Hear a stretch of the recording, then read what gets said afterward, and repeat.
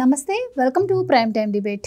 అమరావతి ప్రపంచ స్థాయి నగరంగా రూపుదిద్దుకుంటుంది. కంపెనీలు, పెట్టుబడులు కూడా అమరావతికి క్యూ కడుతున్నాయి. ఇక దీని గురించి అసెంబ్లీలో నారాయణ గారు కూడా ఒక క్లారిటీ ఇచ్చే ప్రయత్నం చేశారు. 2028 కల్లా అమరావతి నిర్మాణం పూర్తవుతుందని, ప్రధానమంత్రి నరేంద్ర మోదీ చేతుల మీదుగా ప్రారంభోత్సవం చేస్తామని కూడా చెప్పారు. కానీ అమరావతి ఇంత గొప్ప నగరంగా రూపుదిద్దుకుంటున్నా కూడా వైసీపీ దీనిపై ఇప్పటికీ ప్రచారం అయితే ఆపట్లేదు. నిన్న మొన్నటి వరకు మనం చూసాం, ప్రభుత్వ అధికారులే అమరావతిపై విష ప్రచారం చేసి సస్పెండ్ అయినటువంటి పరిస్థితి. జగన్మోహన్ రెడ్డి గారి స్టాండ్ కూడా అమరావతి విషయంలో మారడం కూడా మీరు గమనించే ఉంటారు.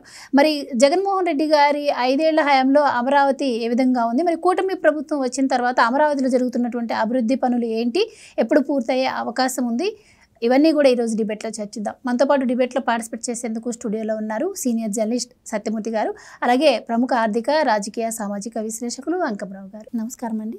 నమస్కారం సార్. అంకమరావు గారు, అమరావతి గురించి చాలా రకాల ప్రచారాలు ఇప్పటికీ జరుగుతూనే ఉన్నాయి, కానీ అక్కడ పనులు కూడా స్టార్ట్ అయిపోయాయి అని చెప్పి నారాయణ గారు చెప్పడం జరుగుతోంది. అండ్ ఎప్పటికప్పుడు మునిగిపోయింది ఇలాంటి ప్రచారాలు జరుగుతున్నా కూడా క్లారిటీ ఇచ్చే ప్రయత్నం కూడా చేస్తున్నారు. అండ్ ఇప్పుడు కాంట్రాక్టుల గురించి కొంచెం దుష్ప్రచారం జరుగుతున్నట్టు తెలుస్తోంది. ఏంటి మరి, కొన్ని ఆర్టికల్స్లో కూడా రావడం జరుగుతుంది, అమరావతిలో కాంట్రాక్టర్లన్నీ కూడా వాళ్ళకు అనువైన సంస్థలకు కట్టబెడుతున్నారని కావచ్చు. మరి ఏంటంటారు, ఏం చెప్తారు దీనిపైన మీరు? ఇప్పుడు చాలామందికి అర్థం కాదు ఏంటంటే, బిట్స్ వేస్తారు. మేము పలానా పనులు మొదలు పెడుతున్నాం, మీరు వచ్చి పాల్గొనండి. ఇందుట్లో ఎవరు అంటే ప్రభుత్వానికి ఆదాయం సమకూర్చే విధంగానో లేకపోతే ఖర్చు తగ్గించే విధంగానో వాళ్ళు అనుకున్న ప్రమాణాల్లో ఏ గుత్తేదారు అయితే కట్టడానికి ముందుకు వస్తారో అందుట్లో ఎవరు ముందుంటారో వాళ్ళకి కేటాయిస్తారు. ఇప్పుడు కూడా జరుగుతుంది అది. ఇప్పుడు వీళ్ళకి చెప్పిన వాళ్ళందరికి కానీ, మాట్లాడే వాళ్ళందరికి కానీ చాలా కాంట్రాక్ట్ సంస్థలు ఉన్నాయి. వాళ్ళు ఎవరైనా ఇందుట్లో పాల్గొన్నారా? ఇప్పుడు వీళ్ళు ఎవరైతే ప్రభుత్వం ఇచ్చిన కాంట్రాక్టర్లకు సంబంధించి వాళ్ళకంటే తక్కువలో కడతాము అంటే వాళ్ళని కాదని ప్రభుత్వం ఇచ్చిందా చెప్పమనండి. ఇక్కడ వాళ్ళకి బాధ ఏందంటే, అమరావతి పూర్తి అయిపోతే అది చంద్రబాబు నాయుడు గారి పేరు వస్తుంది. ఇక్కడ చంద్రబాబు నాయుడు గారికి పేరు వచ్చేదానికంటే కూడా విశ్వనగరంగా అది వెలుగొందిద్ది. ప్రపంచంలోనే ఈరోజు హెరిటేజ్ నగరాల్లో దాన్ని రూపకల్పన చేసినప్పుడే దాని యొక్క అంటే ఎట్లా తయారు కాబోతుంది ఈ నగరం అని చెప్పిన బ్లూ ప్రింట్ తయారు చేసుకున్న దాన్నే హెరిటేజ్ నగరంగా గుర్తించారు అమరావతిని. ఇది గమనించుకోవాలి. ప్రపంచంలో కాలుష్య రహిత నగరంగా తీర్చిదిద్దబోతున్నారు దాన్ని. అలాగే ఈరోజు వరదల గురించి, ముంపు గురించి మాట్లాడుతున్నారు కదా. 29 గ్రామాలకు సంబంధించి వాళ్ళు ఈ నగరానికి అమరావతి అంటే రాజధాని కోసం ఇచ్చారు, భూములు కేటాయించి ఇచ్చారు. అంటే 29 గ్రామాలు ఇంకా అక్కడే ఉన్నాయి కదా. ఏ ఒక్క గ్రామానికైనా ఈయనేమన్నా ఒక్క బిస్కెట్ మొక్కో లేకపోతే ఒక బ్రెడ్ మొక్కో లేకపోతే ఒక పాల ప్యాకెట్టో ఒక మంచినీళ్ళో పడవలో వేసుకుని వెళ్ళి ఇచ్చారా వీళ్ళు మాట్లాడేవాళ్ళు ఎవరైనా సరే? ఆ 29 గ్రామాలు రాకపోకలకు ఏమైనా అంతరాయం జరిగిందని చెప్పిన వాళ్ళ ప్రసార మాధ్యమంలో ఎక్కడన్నా చూపించారా చెప్పమానండి. ఈ రోజు వరకు కూడా మామూలుగా నిర్మాణాలు చేపట్టేటప్పుడు, గోతులు తీసేటప్పుడు నీళ్ళని నిలబట్టడం అనేది సర్వసాధారణం. ఇప్పుడు మామూలుగా మనం ఇల్లు కట్టుకునే కాడే చుట్టూ కనుక నీరుంటే దాన్ని ఎత్తి తోలుపోసుకుంటూ ఉంటాం ఇల్లు కట్టుకునే కాడే. మరి ఇలాంటి మహానగరం నిర్మించాలంటే ఏం కావాలి చెప్పండి? దానికి కావాల్సిన చిత్తశుద్ధి కావాలి, వాళ్ళకి కావాల్సిన సౌకర్యాలు కావాలి, వాళ్ళకి ఎంతో కొంత రాయితీలు కూడా ఇవ్వాలి. ఉపయోగం అనేది వాళ్ళకు కూడా ఉండాలి కదా. వాళ్ళ జేబుల్లో తీసుకొచ్చి అయితే కట్టరు కదా ఇక్కడ. కాబట్టి ఈరోజు అలాంటి నగరం నిర్మించాలి అంటే దానికి ఎవరైతే సమర్థులు వాళ్ళందరూ కూడా ఇందాక నేను చెప్పినట్లు దాంట్లో పాల్గొన్న వాళ్ళు ఎవరు నాణ్యంగా కడతారు, ఎవరు తక్కువగా కడతారని చెప్పని ఎవరు అందుట్లో పొందుపరిస్తే వాళ్ళకు మాత్రమే ఇచ్చారు. అందుకే నేను అన్న, వీళ్ళకి చాలామంది గుత్తేదారులు ఉన్నారు కదా, వాళ్ళు దాంట్లో పాల్గొంటే వాళ్ళని కాదని వీళ్ళకి ఇచ్చారని చెప్పి చెప్పమానండి. న్యాయస్థానాలు ఉన్నాయి కదా, అక్కడికి వెళ్ళి చూపించవచ్చు కదా, మేము ఇక్కడ బిడ్డేసాం, దీనికంటే తక్కువగా వాళ్ళకి ఇస్తున్నారు, ఎందుకు ఇస్తున్నారు ఎలా అని చెప్పిన ప్రశ్నిస్తే దానికి అర్థం ఉంది. ఒకటి మాత్రం నేను చెప్పగలను, హైటెక్ సిటీని అంకురార్పణ చేసింది చంద్రబాబు నాయుడు గారు. హైటెక్ సిటీకి ఆనాటి ప్రధానమంత్రి వాజ్పేయి గారి సహాయ సహకారాలతో పూర్తి చేసింది చంద్రబాబు నాయుడు గారు. హైటెక్ సిటీని ప్రారంభించింది చంద్రబాబు నాయుడు గారు. ఐటీ రంగాన్ని ఉమ్మడి ఆంధ్రప్రదేశ్లో ఈరోజు దాన్ని అభివృద్ధి చేసింది చంద్రబాబు నాయుడు గారు. అలాగే భాగ్యనగరాన్ని సౌభాగ్యనగరంగా తీర్చిదిద్ది ప్రపంచవ్యాప్తంగా ప్రత్యేక గుర్తింపు తీసుకొచ్చింది నారా చంద్రబాబు నాయుడు గారు. రేపు అమరావతిని పూర్తి చేసి చంద్రబాబు నాయుడు గారు విశ్వనగరంగా తీర్చిదిద్దబోయేది కూడా చంద్రబాబు నాయుడు గారి హయాంలోనే. అది గుర్తుపెట్టుకుంటే చాలు వీళ్ళు. అందుకే వాళ్ళకి కావాలని చెప్పని కడుపు మంట. ఈరోజు జరుగుతున్న పరిణామాలు చూసి ఈ నవనగరాలు కనుక పూర్తయిపోయి ఇప్పటికే సత్యమూర్తి గారు సచివాలయానికి సంబంధించిన ఉద్యోగస్తులు కావచ్చు, గ్రేడ్ 1 ఉద్యోగస్తులు కావచ్చు, లేదంటే న్యాయమూర్తుల సముదాయాలు కావచ్చు, లేకపోతే నిరుపేదల కోసం 5342 ఇళ్ళు సముదాయం కావచ్చు, ఇవన్నీ పూర్తయిపోయి అందుట్లో నివాసం ఉండేసి వాళ్ళు. దానివల్ల ఈరోజు ప్రభుత్వానికి ఎంత మిగులుతుందండి? ఈ అధికారులకు కావచ్చు, లేకపోతే మంత్రులకు కావచ్చు, వీళ్ళందరికీ కూడా 5 స్టార్ హోటల్లో అకామిడేషన్ ఇస్తున్నారు కదా. ఈరోజు విజయవాడ నుంచి వస్తున్నారు, అటు గుంటూరు నుంచి వస్తున్నారు, ఇలాంటి చోట్ల నుంచి వస్తున్నారు. మరి ఇప్పుడు ఏదైతే వీళ్ళందరికీ కనుక రేపు పొద్దున ఇక్కడే నివాసాలు ఉండి ఇక్కడ ఉంటే రేపు పొద్దున అక్కడ పనులు మొదలైతే ఇప్పుడు వెళ్ళి చూడమనండి అసలు ఎక్కడ ఎంత సందడిగా ఉందో, అక్కడ ఎన్ని యంత్రాలు వచ్చినాయి, ఇప్పుడు అక్కడ నిర్మాణానికి సంబంధించినవి ఎన్ని పనులు జరుగుతున్నాయి. ఈరోజు నేను మొన్న 13వ తారీఖు ఉన్నానండి, 13, 14 ఆగస్టు 13, 14 నేను అక్కడే ఉన్నాను. నేను కూడా మోసపోయాను. ఈ పత్రికల్లో వచ్చేదానికి అలాగే టీవీలో వచ్చేదాన్ని చూసి నేను కూడా మోసపోయాను. నిజమేను కొంచెం చెప్పని చూసేద్దామని చెప్పని ఆ రోజు అప్పసాని గారు, అప్పసాని రాజేష్, అడుసుమల్లి శ్రీనివాసరావు గారు కూడా ఒక వివాహ కార్యక్రమానికి వస్తా అంటే వాళ్ళు వచ్చే ఇంకా సమయం ఉంది కాబట్టి నేను అమరావతి మీదుగా వెళ్ళటానికి మనకి, ఎందుకంటే ఇవన్నీ చెబుతున్నారు ఎంతవరకు నిజం అని చెప్పి నేను కూడా వెళ్ళాను. దాని గురించి ఆ రోజు నేను మాట్లాడటం కూడా జరిగింది. మరి నేను కారు వేసుకొని వెళ్ళాను. నేను అక్కడ నా కారు ఎక్కడ అయిపోలేదే, నా కారు ఎంత కొట్టుపాలేదే, నన్ను ఎవరూ రక్షించలేదే. మరి ఏ విధంగా మాట్లాడుతున్నారు వీళ్ళు? అందుకే నేను అన్నాను 29 గ్రామాలు, ఒక్క గ్రామం గురించి నేను చెప్పట్లా, 29 గ్రామాల్లో ఏ గ్రామానికైనా వీళ్ళు వెళ్ళి పరామర్శ చేశారా? ఎందుకు ప్రతిపక్ష అని చెప్పి చెప్పుకుంటున్నారు కదా వాళ్ళు, నాకు ప్రతిపక్ష నేత కావాలని చెప్పి కొట్లాడుతున్నాడు కదా అతను న్యాయస్థానంలో. ఏ గ్రామానికైనా ఈయన ఎందుకు వెళ్ళి పరామర్శించలేదు? పోనీ వాళ్ళ నాయకులు వెళ్ళారా? ఇతను కాకపోతే గ్రామస్థాయి నాయకులు ఏమైనా చెప్పారా? చిత్రీకరిస్తారు కదా, వాళ్ళ చేతిలో ప్రసార మాధ్యమం అయితే ఉంది కదా, వాళ్ళకి అనుబంధ ప్రసార మాధ్యమాలు ఉన్నాయి కదా, దాంట్లో ఒక్క దాంట్లో చూపించమనండి. ఈరోజు నిర్మాణాలు ఆ రోజు ఆలస్యమైన మాట వాస్తవమే. ఎందుకంటే న్యాయస్థానానికి వెళ్ళింది ఎవరు? ఆళ్ల రామకృష్ణారెడ్డి. ఆళ్ల రామకృష్ణారెడ్డి ఎవరు? మంగళగిరి శాసనసభ్యుడు. వాళ్ళందరూ వెళ్ళారు, ఆలస్యం చేశారు, అనుమతులు వచ్చినాయి, పర్యావరణం నుంచి అనుమతులు వచ్చినాయి. అనుమతులు తీసుకొని రూపకల్పన చేసుకోవడానికి 2018 దాకా పట్టింది. సంవత్సరంలోనే నా మహానగరం పూర్తయిపోయిద్దా? ఈ ఇల్లు కట్టడానికి ఎన్నాళ్ళు పట్టింది? ఇవన్నీ కూడా చెప్పుకోవడానికి, బురద జల్లడానికి చాలా మాట్లాడుకోవచ్చు, కానీ వాస్తవ పరిస్థితులు ఏంటి అక్కడ? ఈరోజు నిర్మాణాలు ఏ విధంగా జరుగుతుంది, దానివల్ల ఉపయోగాలు ఏంటి? రాజధాని అసలు ఎందుకు కావాలి? ఆ విషయం తెలుసా వీళ్ళకి? అసలు రాజధాని ఎందుకు కావాలనే విషయం వాళ్ళకి తెలుసా? ఈరోజు అటు 6 జిల్లాలకి ఇటు 6 జిల్లాలకి మధ్యలో ఉన్నటువంటి ఏకైక ప్రాంతం అమరావతి. అటు 6 జిల్లాలకి ఇటు 6 జిల్లాలకి ఎంత సౌకర్యవంతంగా, ఎంత సౌలభ్యంగా ఉంటుంది. అటువారిని ఇటుగాని వచ్చే వాళ్ళకి బాగా ఎక్కువగా వస్తే 8 గంటలే కదండి. అటు అనంతపురం జిల్లా వాళ్ళు కావచ్చు, లేకపోతే శ్రీకాకుళం నుంచి వచ్చేవాళ్ళు కావచ్చు, వాళ్ళకి లేని ఇబ్బంది. ఆ రోజు మీరు 3 రాజధానులు అంటే మిమ్మల్ని ముడి మీద అన్నారు. ఇదే ప్రజలు కదా, ఇదే ప్రాంతం కదా. నీకు 49 స్థానాలు ఇచ్చారు, 52 స్థానాలు ఉన్నటువంటి రాయలసీమలో. నువ్వు కర్నూలులో న్యాయ రాజధాని ఏర్పాటు చేస్తానంటే అంతకుముందు నీకు 49 స్థానాలు ఇచ్చారు, నిన్న 7 స్థానాలు ఇచ్చారు. అయినా సరే వాళ్ళకి మార్పు రాలేదు. అలాగే ఉత్తరాంధ్రకు వచ్చేతలకి 34 స్థానాలు, 34 స్థానాల్లో 2 స్థానాలు ఇచ్చారు వాళ్ళకి. మరి ఇవన్నీ గతంలో 6 ఇచ్చింది తెలుగుదేశానికి, నీకు 6 స్థానాలు కూడా ఇవ్వలేదు. అంటే నీ మాట వాళ్ళు నమ్మలేదు. అమరావతి ఏకైక రాజధాని అని చెప్పిన వాళ్ళు ఒక నిర్ణయానికి వచ్చేసారు. నువ్వు చూస్తూ ఉండు, మీరందరూ ఏడుస్తూనే ఉంటారు. అమరావతి పూర్తయిపోయిద్ది, చంద్రబాబు నాయుడు గారు ప్రధానమంత్రిని తీసుకొచ్చేస్తారు. ప్రపంచంలో ఏ ముఖ్యమంత్రి సాధించలేనిది అమెరికా అధ్యక్షుడిని తీసుకొచ్చారు ఆ రోజు చంద్రబాబు నాయుడు గారు. బిల్ గేట్స్ గారిని తీసుకొచ్చారు. రేపొద్దున అట్లాంటి వాళ్ళని తీసుకొని వస్తారు, వాళ్ళు పరిగెసుకుంటూ వస్తారు. ఈరోజు ఏఐ కావచ్చు, క్వాంటమ్ వ్యాలీ కావచ్చు, వీటికి సంబంధించిన ఈరోజు కళ్ళ ముందు కనపడతానే ఉన్నాయి. కాబట్టి వాళ్ళ ఏడుపులే వీళ్ళకి దీవెనలు. నిస్సందేహంగా కూడా ఎన్ని అడ్డంకులు ఎదురైనా సరే అమరావతి పూర్తి చేస్తారు, ప్రపంచ ప్రఖ్యాతి గంచిద్ది. అక్కడ పనులు మొదలైపోయిన తర్వాత, యువతకు ఉద్యోగ అవకాశాలు వచ్చిన తర్వాత 11 స్థానాల నుంచి 1 స్థానం కూడా రాదని అయితే నేను చెప్పగలను. సార్ సత్యమూర్తి గారు, ఇప్పుడు ఒకటి అమరావతి మునిగిపోయింది అంటమే కాకుండా 1000 కోట్లు తీసుకొచ్చి అమరావతిలో గుమ్మరిస్తున్నారు. అంత పెట్టి ఇప్పుడు అమరావతిని కట్టాల్సిన అవసరం ఏముంది?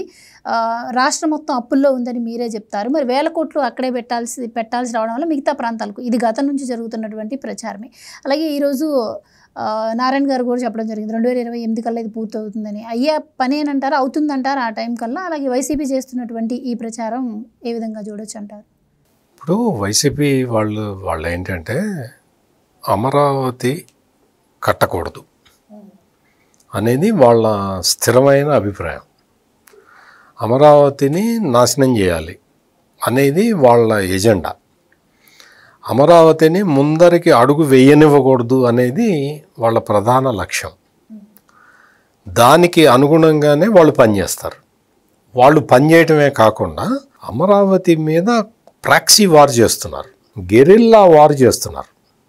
గెరిల్లా వార్ అంటే దొంగచాటుగా రాళ్ళ వెనకను చెట్ల వెనక ఉండి బాణాలు వేయటం, అటువంటి పని చేస్తున్నారు. అటువంటి పని చేసే వాళ్ళల్లో ఒక ప్రధాన వ్యక్తి గవర్నమెంట్ నిన్న మొన్న సస్పెండ్ చేసింది, సుభాష్. అతను తిరుపతి జిఎస్టీలో అసిస్టెంట్ కమిషనర్గా పనిచేసేవాడు.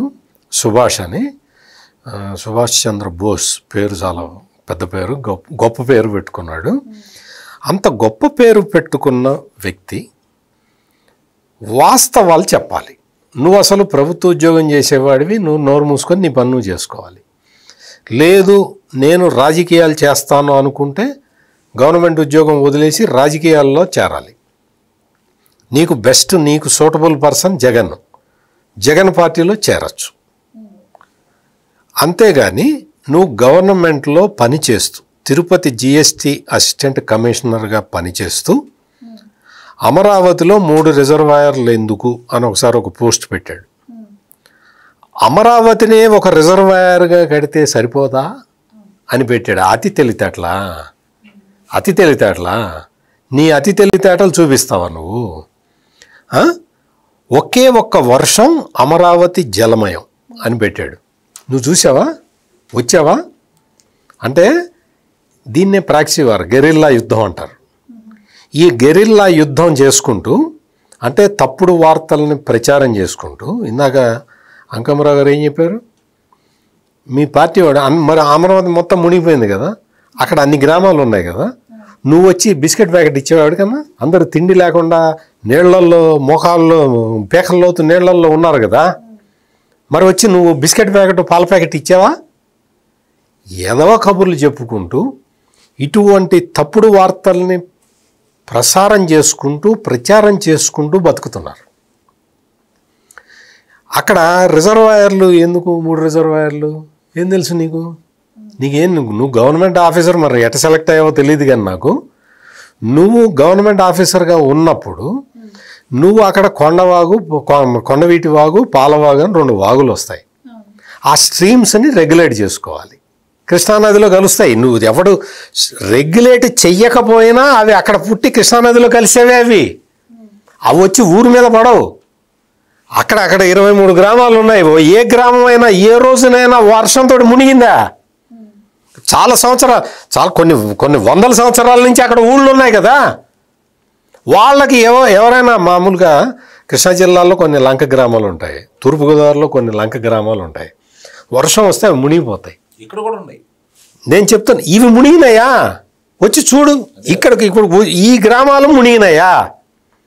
నీకు ఏమీ తెలియదు. అక్కడ రిజర్వాయర్లు ఎందుకు కడుతున్నారు అంటే రాజధాని ప్రాంతానికి తాగునీటి కొరత ఉండకూడదు. తాగునీటి కొరత ఉండకూడదు అంటే పక్కన కృష్ణానది నుంచి నీళ్లు తీసుకోవడం ఈజీ, కానీ నదిని డిస్టర్బ్ చేయకుండా ఉండాలి. నది అవసరాలు వేరుగా ఉంటాయి. ఈ వాగులెటు వర్షాకాలం వచ్చే వాగులు కాబట్టి వర్షాకాలం ఒకసారి వచ్చే కొరతే వెళ్ళిపోతాయి. అటువంటి స్ట్రీమ్ని మనం రెగ్యులేట్ చేసుకొని అమరావతికి భవిష్యత్తులో కూడా ఇంకో 100 సంవత్సరాల తర్వాత కూడా తాగునీటికి ప్రాబ్లం రాకుండా అక్కడ 3 రిజర్వాయర్లు కడుతున్నారు. నీకు ఏం తెలుసు అని మాట్లాడతావు? ఆ రిజర్వాయర్ల గురించి ఏం మాట్లాడతావు నువ్వు? ఏదో సింగపూర్ మోడల్లోనే చంద్రబాబు ఎక్సెస్ వాటర్ ఏవైతే ఉంటాయో పోవడం కోసం ఒక స్పెషల్ డ్రైనేజ్ సిస్టమ్ తీసుకొస్తున్నారు. ఆ సిస్టమ్ కూడా కొన్ని కోట్లు ఖర్చు పెడుతున్నారు. ఖర్చు పెట్టి మునిగిపోయిన ప్రాంతంలో ఆ సిస్టమ్ ని ఏర్పాటు చేయడం ఎందుకు అన్న ప్రశ్నలు కూడా. నీకు వాడెవడో ఆ క్వశ్చన్ అడిగిన వాడెవడికో బేసిక్ నాలెడ్జ్ లేదు. స్టామ్ వాటర్ డ్రైన్స్ హైదరాబాద్లో ఉంటాయి, బెంగళూరులో ఉంటాయి, చెన్నైలో ఉంటాయి, కలకత్తాలో ఉంటాయి, అన్ని చోట్ల ఉంటాయి, బాంబేలో కూడా ఉంటాయి. కానీ వాళ్ళు కట్టే స్టామ్ వాటర్ డ్రైన్స్ సరిపోక ఫ్లడ్ అయిపోతున్నాయి, మొత్తం అన్ని మునిగిపోతున్నాయి. నిన్నగాక మొన్న కలకత్తా మునిగిపోయింది. ఈ క్వశ్చన్లు వేసే కొంకల్ని వెళ్ళి చూసిరమ్మని వెళ్ళి, కలకత్తా మునిగటం ఏంటి, ఎందుకు మునిగింది చూసిరప్ప మునిగింది. హైదరాబాద్లో ఎటువంటి ఇప్పుడు క్లౌడ్ బరస్ట్లు వస్తున్నాయి. క్లౌడ్ బరస్ట్ వచ్చినప్పుడు అంత తట్టుకోలేవు. అందుకని ఏం చేశాడో తెలుసా చంద్రబాబు నాయుడు అక్కడ అమరావతిని ఎట్లా డిజైన్ చేశాడో తెలుసా? నెదర్లాండ్ టెక్నాలజీతో డెవలప్ చేస్తున్నారు అక్కడ. స్టామ్ వాటర్ 1 TMC అంటే 100 కోటి ఘనపుట్టడుగుల నీరు ఒకేసారి వచ్చినా కానీ అక్కడ నీళ్లు నిలబడకుండా స్టామ్ వాటర్ సిస్టమ్ని డెవలప్ చేస్తున్నారు. ఎందుకు? కలకత్తా వాళ్ళకి తెలియదే ఈ విషయం, హైదరాబాద్ వాళ్ళకి తెలియదే ఈ విషయం, బెంగళూరు వాళ్ళకి తెలీదా? ఆ రోజున వాళ్ళు కట్టుకున్న వ్యవస్థ ఇప్పటికి పనికి రావట్లా. అక్కడ ఉన్నాయి అన్ని స్టామ్ వాటర్ సిస్టమ్స్ ఉన్నాయి, కానీ వాటికన్నా మించి ఫ్లడ్ వస్తే ఎవడేం చేయలేడు వర్షం వస్తే. అందుకని ఇవన్నీ ఊహించి అక్కడ సిస్టమ్ని డెవలప్ చేస్తున్నారు. నీకు ఎంత వర్షం వచ్చినా కానీ స్మూత్గా వెళ్ళిపోయి కృష్ణానదిలో కలిసేలాగా సిస్టమ్ పెడుతున్నారు. తప్ప నువ్వు ఇల్లు కట్టుకుంటావు, డ్రైనేజీ పెట్టుకుంటావా? వర్షం నీళ్లు పైనుంచి కింద పడుతుంటే సపరేట్ కాలువ పెట్టుకుంటావా? సపరేట్ పైపు లైన్ వేస్తావా? వర్షం నీళ్లు తీసుకెళ్ళి డ్రైనేజీలు గడుపుతావా? కలపవు కదా. బుర్రన్నోడు ఎవడు చేయడు, ఇటువంటి వాడు ఎవడన్నా చేస్తాడేమో నాకు తెలియదు, కానీ బుర్రన్నోడు ఎవడైనా వర్షం నీళ్లు సపరేట్గా పెట్టుకుంటాడు, డ్రైనేజ్ సపరేట్గా పెట్టుకుంటాడు. బుర్ర ఏమో ఇంత బుర్ర పిచ్చికి బుర్ర ఉన్నా వాడు సపరేట్ సిస్టమ్స్ పెట్టుకుంటాడు. అది చేస్తున్నారు అక్కడ. మీకు తెలీదు, బేసిక్ నాలెడ్జ్ లేదు. మీరు అంత రిజర్వాయర్ ఎవడో బాగా చదువుకున్నాడు, మాజీ ఎమ్మెల్యే, అంటే ఇప్పుడు మాజీ, ఇటువంటి మాటలు మాట్లాడితే ఎదవ మాటలు మాట్లాడితే వాడు మాజీగాక ఏమవుతాడు? వాడంటాడు అమరావతిలో క్వాంటమ్ వ్యాలీ కాదండి, ఓ పని చేద్దాం, పలుసు చేపలు పెంచుదాం అంటాడు. ఆడుండే ఏరియాలో మొత్తం ఒక పెద్ద జలాశయం ఉంటే అంకమరావు గారు దాన్ని మొత్తాన్ని ఆక్యుపై చేసి ఆ జలాశయం మధ్యలో ఈడు ఇల్లు కట్టుకున్నాడు. గెస్ట్ హౌస్ ఇల్లు కూడా కాదు, గెస్ట్ హౌస్ కట్టుకున్నాడు, ఫామ్ హౌస్. అంటే నువ్వు జలాశయం విలువ తెలియదు నీకు. నువ్వు వచ్చి మాట్లాడుతావు ఏదో పెద్ద చదువుకున్నావు, పెద్ద చదువు ఎందుకు తగలబెట్టనా? అక్కడ వచ్చి పులస చేపలు పెంచుకో. పులస చేపలు పెంచటానికి ఏర్పాట్లు చేసింది మొత్తం అక్కడ ఐకానిక్ టవర్స్ కడదామని పెడితే పులస చేప ఎలా వచ్చిందో తెలుసా? అసలు వాడికి తెలియదు ఆ విషయం. నాకు తెలుసు, అతనికి తెలీదు. అతనికి పులస చేప ఎట్ట వస్తుందో కూడా ఐడియా లేదు. అందుకని ఇక్కడ ఏంటంటే వీళ్ళు ఐకానిక్ టవర్ కడదామని చెప్పి అక్కడ మొత్తం ఫౌండేషన్ కోసం అని తీస్తే ఆ జగన్మోహన్ రెడ్డి 5 సంవత్సరాల పాటు అందులో నీళ్లు నిలబెట్టాడు. నీళ్లు నిలబెడితే నీళ్లు ఉన్న చోట చేపలు పెరుగుతాయి. చేపలు పెరిగినాయి. అవంతా మొత్తం డ్రైన్ అవుట్ మొత్తం తీసేసి అక్కడి నుంచి చూస్తుంటే ఆ ఫోటోలన్నీ ఈనాడులో పబ్లిష్ చేశారు. ఇక్కడ ఇంకో విషయం కూడా ఉంది. 5 సంవత్సరాలు నీళ్ళల్లో దాన్ని నానబెడితే చెక్కు చెదరకుండా నిర్మాణాలకు ఈ రోజు కూడా ఇప్పుడు చేసే నిర్మాణాలకు కూడా ఎలాంటి ఇబ్బందులు లేకుండా ఉన్నటువంటి ఫౌండేషన్ అది చంద్రబాబు నాయుడు గారి టెక్నాలజీ. రాఫ్ట్ ఫౌండేషన్ అని చంద్రబాబు నాయుడు పెడితే తెలంగాణలో ఒక ముఖ్యమంత్రి ఉండేవాడు ఇదివరకు, ఇప్పుడు లేడులే. ఆయన రాఫ్ట్ ఫౌండేషన్ రా, మా హుస్సేన్ సాగర్ చుట్టుపక్కల అంతా రాఫ్ట్ ఫౌండేషనే, ఇదేదో పెద్ద చంద్రబాబు నాయుడు కనిపెట్టినట్టు చెప్తున్నాడు అన్నాడు. ఆ రాఫ్ట్ ఫౌండేషన్ ఏంటి అంటే అంకమరావు గారు చెప్తున్నారు కదా, 5 సంవత్సరాల పాటు జగన్మోహన్ రెడ్డి కుట్రపూరితంగా నీళ్లు నిలబెట్టిన చెక్కు చెదర్ల.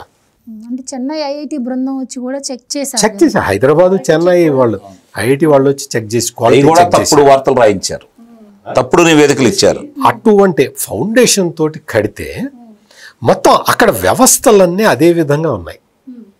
జగన్మోహన్ రెడ్డి సాధించిన అత్యంత గొప్ప అద్భుతమైన విజయం ఏంటి అంటే ఆ ఏరియా మొత్తం ఎక్కడ కూడా తుమ్మ చెట్లు పెరగవు.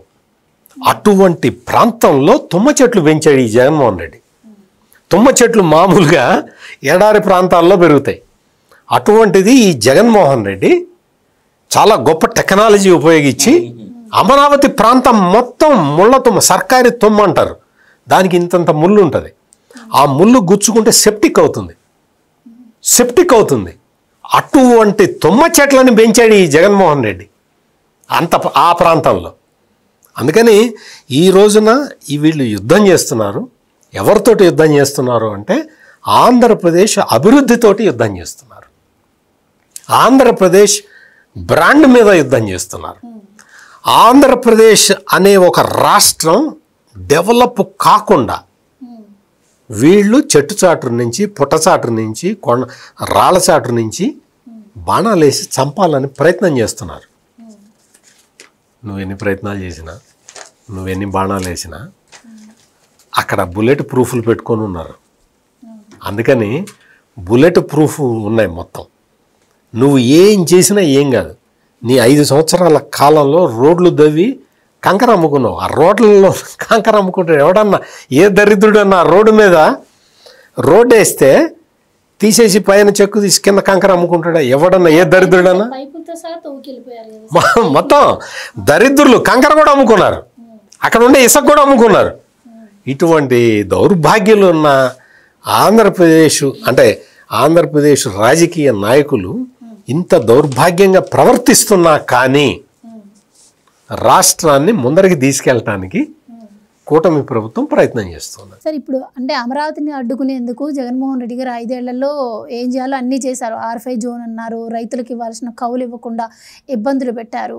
అలాగే అమరావతి మొత్తం కూడా ఫౌండేషన్ మొత్తం వాటర్లో మునిగిపోయేలాగా పట్టించుకోకుండా చేయడం కావచ్చు. ఇవన్నీ చేసినా కూడా ఇప్పుడు వచ్చి మళ్ళీ వాళ్ళు అమరావతిని మేము వ్యతిరేకించలేదు, అలాగే విజయవాడ గుంటూరు మధ్యలో రాజధాని పెడితే మాకు అభ్యంతరం లేదు, జగన్మోహన్ రెడ్డి గారు ఈసారి మళ్ళీ సీఎం అయితే అమరావతి నుంచే ఆయన పరిపాలన చేస్తారు అని చెప్పి మళ్ళీ మాట మారుస్తున్నారు. ఏ విధంగా చూడొచ్చు అంటారు? ఆ మాటను కూడా మార్చారు. ఇప్పుడు అది ఎవరు మాట్లాడారు? సజ్జల రామకృష్ణారెడ్డి. సజ్జల రామకృష్ణారెడ్డికి ఉన్నటువంటి అర్హత ఏంటి?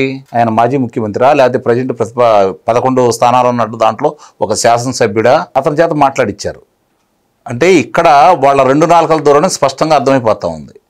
ఒకటి మాత్రం నిజం, చంద్రబాబు నాయుడు గారు 2014 నుంచి 2019 వరకు ఇదే రాజధానిలో 4 ప్రతిష్టాత్మకమైన విద్యాసంస్థలు తీసుకుని వచ్చాడు. 5 సంవత్సరాల్లో ఒక్క విద్యాసంస్థను తీసుకొచ్చావా? కనీసం ఒక్క జూనియర్ కాలేజీ పెట్టించగలిగావా నువ్వు? ఒక్క జూనియర్ కాలేజీ అంటే వాళ్ళకి ఇష్టం లేని అమరావతి కాకుండా ఇష్టమైన విశాఖలో కూడా జరగలేదు కదా, అక్కడ కూడా ఏమీ లేదు కదా. కానీ నీ సొంత ప్రాంతంలో ఏమైనా జరిగిందా? జరగలేదు కదా. ఈరోజు రకరకాలుగా మాట్లాడుతూ రకరకాల విన్యాసాలు చేస్తూ ఇంకా రకరకాలుగా అమరావతిని దెబ్బతీయాలని నువ్వు ప్రయత్నం చేస్తున్నావు. నువ్వు ఎన్ని ప్రయత్నాలు చేసినా గొడ్డల పోటుని గుండెపోటుగా మార్చగలిగినటువంటి శక్తిమంతుడివి నువ్వే. కోడికత్తి సీనుతోటి నాటకాలు ఆడిచ్చేసి జనపల్లి శ్రీనుని కోడికత్తి సీనుగా మార్చేసావు. గులకరాయిని తుపాకీ గుండులా మార్చగలిగినటువంటి శక్తిమంతుడివి నువ్వే. రాయి ఇప్పటికీ దొరకలేదండి. పంచదార అది పటికి బెల్లం మొక్క అండి, భలేవాళ్ళే. నేను ఎప్పటి నుంచో చెబుతున్నారు ఆ రోజు నుంచి. పటికి బెల్లం మొక్క అసలు వాస్తవం ఏందయ్యా అంటే, అతనికి దండేసిన సమయంలో దాంట్లో దండకి మామూలుగా చిన్న తీగలాంటిది గిసుకుపోయినందువల్ల జరిగినటువంటి పరిణామం. తల్లికి ఆస్తిలో వాటా లేదన్నావు, చెల్లికి పార్టీలో చోటు లేదన్నావు, అసెంబ్లీతో నాకు పని లేదంటున్నావు. ప్రజలు ఏమంటున్నారు? నువ్వు ఈ రాజకీయం మాకు పని లేదంటున్నారు. అంటే చాలా స్పష్టంగా ప్రజలు ఒక అవగాహనతో ఉన్నారు. నువ్వు ఎన్ని మాటలు చెప్పినా కూడా ఇన్నే పరిస్థితులు అయితే వాళ్ళు లేరు. ప్రజలకు తెలుసు వాళ్ళకి కావాల్సిందేంటో, ఏం జరిగిందో తెలుసు. 3 లక్షల మందిని 10వ తరగతి కంటే తక్కువగా చదువుకునే పిల్లలకి మారక ద్రవ్యాలు అలవాటు చేసినటువంటి మీరు ఈరోజు పిల్లల భవిష్యత్తు గురించి మాట్లాడే అర్హత ఉందా? 30,000 మంది ప్రాణాలు కోల్పోవడానికి మీ లెక్కల ప్రకారం, మా లెక్కలు 70,000 దాకా ఉంది. 30,000 మంది ప్రాణాలు కోల్పోవడానికి మీ మద్యం పాలసీ కారకులైతే మీ మీద పెట్టాల్సింది మద్యం కుంభకోణం కాదు, మర్డర్ కేసు పెట్టాలి, హత్యా నేరాలు పెట్టాలి మీ మీద. అది ఈ కూటమి ప్రభుత్వం చెయ్యాలి. అలాగే మీ ఆస్తుల మొత్తాన్ని ఎవరైతే దాంట్లో పాలు పంచుకున్నారో వాళ్ళందరూ ఆస్తుల మొత్తాన్ని స్వాధీనం చేసుకొని చనిపోయిన వాళ్ళకి ఇప్పటికి కూడా వైద్యం కోసం తిరుగుతున్న వాళ్ళకి నష్టపరిహారం కింద చెల్లించాలి. ఇవన్నీ కూడా ఈ కూటమి ప్రభుత్వం చెయ్యాలి, నిస్సందేహంగా చెబుతున్నాను. ఎందుకంటే జగన్మోహన్ రెడ్డి మీద జనం చేసిన పోరాటంలో మా యొక్క అధినాయకుడు ఎవరని చెప్పని చంద్రబాబు నాయుడు గారిని దృష్టిలో పెట్టుకొని ఆయన సారథ్యంలో చేశారు. ఆయన అయితేనే ఈ రాష్ట్రం బాగుపడుతుంది, ఆయన అయితేనే మరి గాడిలో పడతాం, మన పిల్లల భవిష్యత్తు బాగుంటుంది.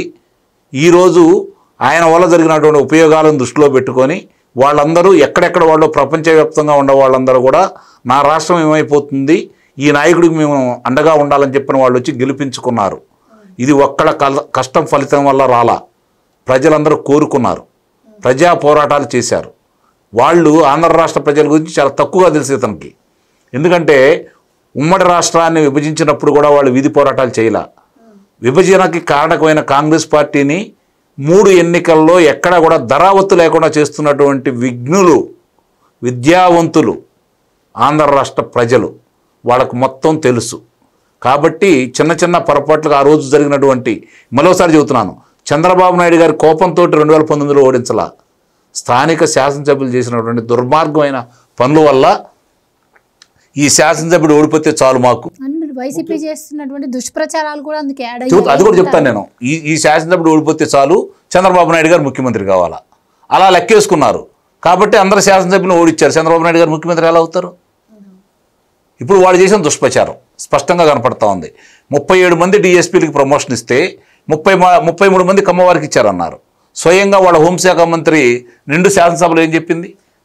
ఇట్లా ఇన్ని రకాలుగా వాళ్ళు దుష్ప్రచారం చేశారు. కాబట్టి ఇటుక పెట్టలేదన్నారు అమరావతిలో, ఇటు చిన్న పని కూడా జరగలేదు అన్నారు పోలవరంలో. సరే, అమరావతి విషయానికి వద్దాం. అప్పట్లో ఇన్సైడర్ ట్రేడింగ్ జరిగింది అని చెప్పడం జరిగింది.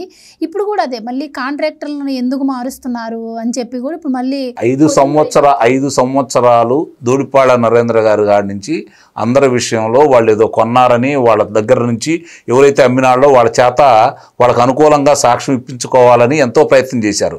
కానీ ఏమీ సాధించలేకపోయారు. మీరు అధికారంలో ఉండి 5 సంవత్సరాలు గుడ్డి గుర్రానికి ఏమన్నా పళ్ళుదోమారా? మీరు ఏం చేశారు? మీరు ఏం చేయగలిగారు? ఏమి నిరూపించగలిగారు? 5 సంవత్సరాలు ఒక్కరికైనా శిక్షలు వేయించగలిగారా? ఒక్కళ్ళ మీదైనా కనీసం అభియోగాలు న్యాయస్థానంలో పెట్టి ఇదిగో వీళ్ళు తప్పు చేశారని నిరూపించగలిగారా? మీరు చేసింది ఏంటంటే అర్ధరాత్రి పూట గోడలు దూకెళ్ళి వాళ్ళని అన్యాయంగా అదుపులో తీసుకొని నానా హింసలు పెట్టడానికి ప్రయత్నం చేశారు. ఇదే అమరావతిని వాళ్ళు ఆ రోజు నుంచి చేశారు, ఈ రోజు కూడా చేస్తున్నారు, భవిష్యత్తులో కూడా చేస్తారు. అందుట్లో అనుమానం లేదు. ఎప్పుడు ఆగిపోతాయో చెప్పనా ఇవన్నీ? ఇలాంటి చేసిన వాళ్ళ మీద కఠినమైన చర్యలు తీసుకొని వాళ్ళకు గనక కారాగార వాసం గనక ప్రాప్తించేలాగా గనక వీళ్ళు ప్రయత్నం చేయగలిగితే, అవకాశాలు ఉండేవి కూడా, ప్రయత్నం చేయగలిగితే అప్పుడే అదుపులో ఉంటారు. కాకపోతే ఒకటి, జగన్మోహన్ రెడ్డిని ఇలానే వదిలేసేయాలని అయితే నేను కోరుకుంటున్నాను. ఎందుకంటే అతను ఆ విధంగానే మాట్లాడాలా, ఆ విధంగానే ప్రవర్తించాలా, ప్రజలకి ఏం అన్యాయం చేశాడో తెలుసు. కాబట్టి ఇలాంటి అసత్య ప్రచారాలను చేయాలా, శాసనసభ రాకుండానే ఉండాలా. 59 రోజు వస్తాడు, సంతకం పెడతాడు, శాసనసభాపతికి దండం పెడతాడు, వెళ్ళిపోతాడు. ఎందుకంటే శాసనసభ రద్దయితే ఎలక్షన్ ఎదుర్కొనే ధైర్యం అతనికి లేదు, అమరావతిని ఆపే ధైర్యం లేదు. నిన్న వాళ్ళు నిర్వహించిన సమావేశంలో ఎన్నికలు ఎప్పుడు వచ్చినా రెడీగా ఉన్నారు. అది శాసనసభ అయినా సరే, స్థానిక సంస్థల ఎన్నికలైనా సరే సిద్ధంగా ఉన్నామని చెప్పి వాళ్ళు ఒక స్టేట్మెంట్ కూడా ఇవ్వడం జరిగింది. చేస్తారు. ఎందుకంటే శాసనసభలో కూడా వాళ్ళైతే రాజీనామా చేస్తారని నేను అనుకోను. స్థానిక సంస్థలు అయితే చేస్తారు. ఎందుకంటే వాళ్ళలాగా దుర్మార్గం చేయరు కాబట్టి, నామినేషన్ వేసుకునే అవకాశం వాళ్ళు ఇస్తారు కాబట్టి నిస్సందేహంగా కూడా వాళ్ళు పోటీ చేస్తారు.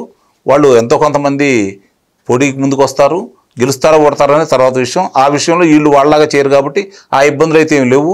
వాళ్ళకి అనుభవాలు ఉన్నాయి కాబట్టి, వాళ్ళ నాయకులకి పులివెందులను ఒంటిమిట్టలో జరిగినటువంటి ఉప ఎన్నికల అనుభవాలు ఉన్నాయి కాబట్టి ఎంతమంది ముందుకు వస్తారో చూద్దాం.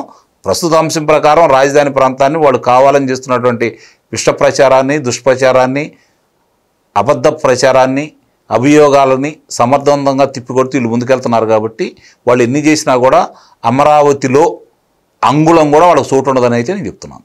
ఇందాక సత్యమూర్తి గారు కూడా చెప్పలేదు. మీరు ముందు ఒక క్వశ్చన్ అడిగారు, ఈ అప్పుల గురించి మాట్లాడారు కదా. పిచ్చిమండ ఆడకులారా, కేంద్రం 15,000 కోట్ల రూపాయలు వాళ్ళు బరాయిస్తుంది. హడ్కో నుంచి కూడా వస్తున్నాయి కదా నిధులు, వాళ్ళు ఇస్తున్నారు. ఈరోజు నిర్మాణాలు చేపట్టి అద్దె తప్పింది అనుకోండి, ఇప్పుడు నెలకు 3 కోట్ల రూపాయలు కడుతున్నారు కదా, ఆ అద్దెలు తప్పినాయి అనుకోండి.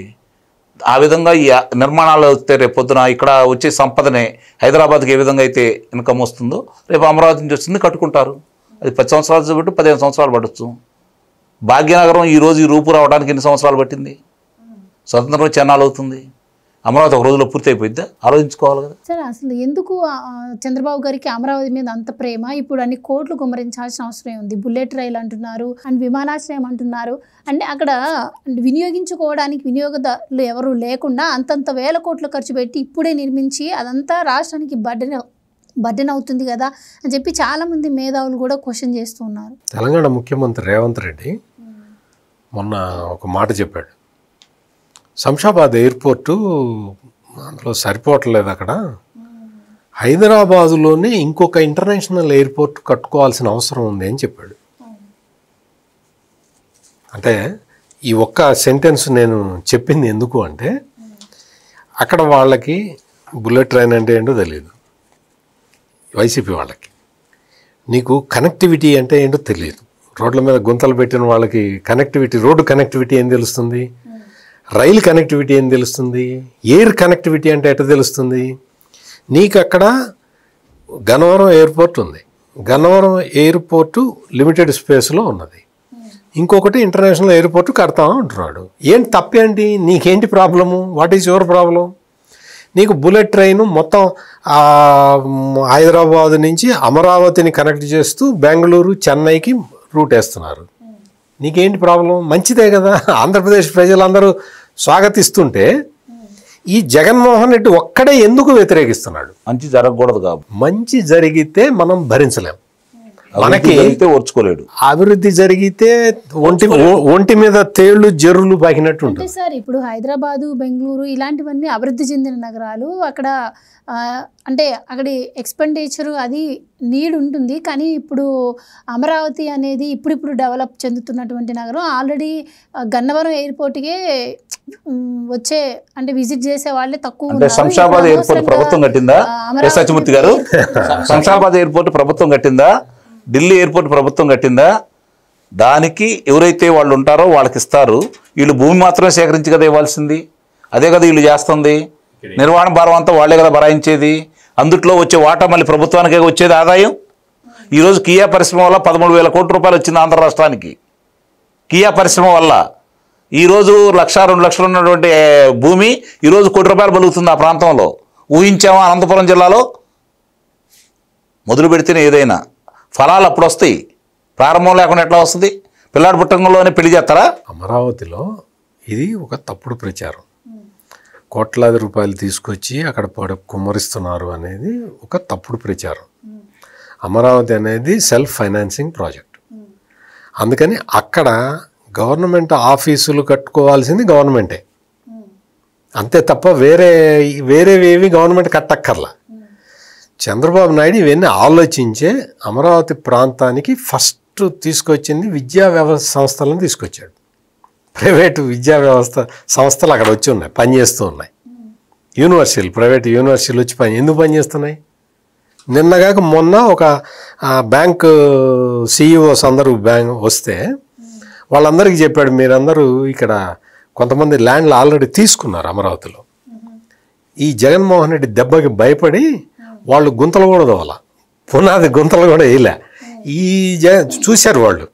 ఫస్ట్ 1 మంత్లోనే ఈ జగన్మోహన్ రెడ్డి ఎంత దుర్మార్గుడో వాళ్ళందరికీ అర్థమైపోయింది. ఆఖరికి రిజర్వ్ బ్యాంకు వాళ్ళు 2 ఎకరాలు తీసుకొని అందులో అట బోరింగ్ కూడా వేయలే. ఎందుకు అంటే చూశారు జగన్మోహన్ రెడ్డిని చూడంగానే, అమ్మ కర్కోటకుడిలాగా ఉన్నాడు, మనల్ని బతకనివ్వడని చెప్పి రిజర్వ్ బ్యాంక్ ఆఫ్ ఇండియా వాళ్ళు పారిపోయారు అక్కడి నుంచి. అంటే ఎంత ప్రతిభా పాఠవాలు ఉన్నాయో జగన్మోహన్ రెడ్డికి. అంటే పువ్వు పుట్టంగానే పరిణమిస్తుంది అన్నట్టు పువ్వు పుట్టంగానే ఈయన పరిమళించాడు ఈ జగన్మోహన్ రెడ్డి. ముఖ్యమంత్రి కాగానే 2వ రోజు నుంచే నిజ స్వరూపం చూశాడు, అన్నీ పారిపోయినాయి. రిజర్వ్ బ్యాంక్ ఆఫ్ ఇండియా పారిపోయిందంటే ఇంకా మీరు ఆలోచించుకోండి. ఇక్కడ మొత్తం బ్యాంకర్ల మనం మీటింగ్ పెడితే మీరందరూ యాక్టివిటీస్, ఇక్కడ స్థలం ఉన్నవాళ్ళు ఇమీడియట్గా కట్టండి, స్థలం లేని వాళ్ళు కొనుక్కోండి అని చెప్పాడు చంద్రబాబు నాయుడు. 140 సంస్థలు అండి కేంద్ర రంగ సంస్థలు కేటాయించి 140 సంస్థలు. బ్యాంకులు కూడా వచ్చి వాడు మేము ఇమీడియట్ బిల్డింగ్లు కట్టుకోండి అని చెప్పాడు. అంటే అంత కేర్ వాళ్ళందరూ కడతారు. ఆ డబ్బులన్నీ reserve bank of India building కడుతున్నది అంటే రాష్ట్ర ప్రభుత్వం డబ్బులు ఇస్తుందా? ఇవ్వదు కదా. రిజర్వ్ బ్యాంక్ ఆఫ్ ఇండియా అక్కడ పెట్టింది, స్టేట్ హెడ్ క్వార్టర్స్ని అక్కడ పెట్టింది అనుకో, అప్పుడు ఏమవుతుంది? ఎంత యాక్టివిటీ పెరుగుతుంది అక్కడ. అది చంద్రబాబు నాయుడు చేస్తున్న పని. ఈ విద్యా సంస్థలను కూడా అందుకే తీసుకొచ్చాడు. అక్కడ తీసుకొచ్చి క్వాంటమ్ వ్యాలీ విశాఖపట్నంలో పెట్టచ్చు కదా, అమరావతిలో ఎందుకు పెట్టాడు ఆయన?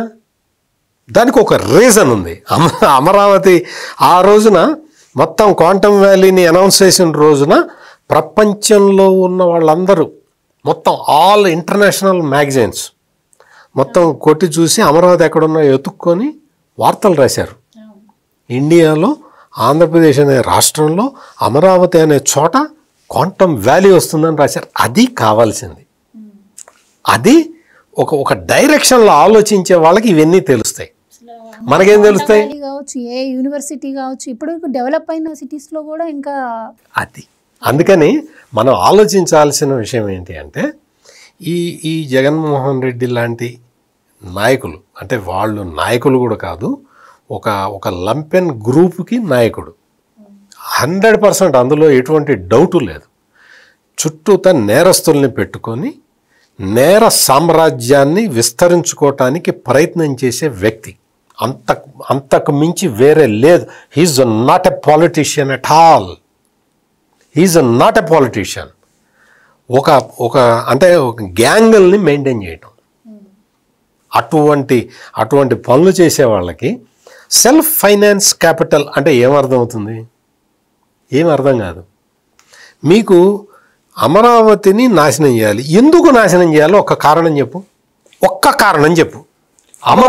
అమరావతిలో ల్యాండ్ కొనుక్కోవడానికి, కబ్జా చేయడానికి అవకాశం లేదు కాబట్టి అది కారణం. విశాఖపట్నం ఎందుకు డెవలప్ చేయాలి? అక్కడ దించారు. వాళ్ళ అమ్మని విజయలక్ష్మిని పోటీగా పెట్టిన దగ్గర నుంచి ఈ అడ్డపంచగాళ్ళు, అంటే నేను ప్రాంతీయతత్వం తీసుకురావట్లేదు, ఒక ప్రాంతంలో ఉన్న వాళ్ళ గురించి నేను మాట్లాడటల్లా. విశాఖపట్నం వాళ్ళు ఫీలింగ్, ఆ రోజున ఫీలింగ్, సబ్బం హరి అని ఆయన ఇప్పుడు లేడు, ఆయన స్వర్గస్థుడయ్యాడు. విశాఖ మేయర్గా పనిచేసిన సబ్బం హరి చెప్పిన మాటల్ని చెప్తున్నా. ఈ అడ్డపంచగాళ్ళు రాయలసీమ నుంచి వచ్చి విశాఖపట్నాన్ని దోచుకుంటున్నారు, మేము అందుకని విజయలక్ష్మిని ఓడించామని చెప్పాడు సబ్బం హరి. ఎవరు దోచుకుంటున్నారు? ఎవరు దోచుకోవటానికి వచ్చారు? ఎవరు అధికారంలో ఉన్నప్పుడు దోచుకున్నారు? అందుకని విశాఖపట్నంలో ఎన్ని భూ కుంభకోణాలు చేశారు, అసలు అక్కడ ప్రజలు ఎంత అమాయకంగా ఉండే విశాఖపట్నం ప్రజల్ని ఎంత మోసం చేశారు. ఈ రోజున వచ్చి అమరావతి మాకు ఇష్టం లేదు, నీకు ఇష్టం ఉండదు. నీకు ఇందాక అంకమరావు గారు చెప్పారు కదా, గొడ్డలి, గులకరాయి, లేకపోతే కోడి కత్తి, ఈ 3 అంటే నీకు ఆరాధ్య దైవాలు. రేపొద్దున ఆయుధ పూజ అప్పుడు ఈ 3టికే చేస్తాడు ఈయన పూజ. ఈ 3 పెట్టుకొని పూజ చేస్తాడు. అంతకు మించి వీళ్ళకి నాలెడ్జ్ లేదు, చెప్పినా అర్థం చేసుకునే కెపాసిటీ లేదు, తెలుసుకుందామన్న జిజ్ఞాస లేదు.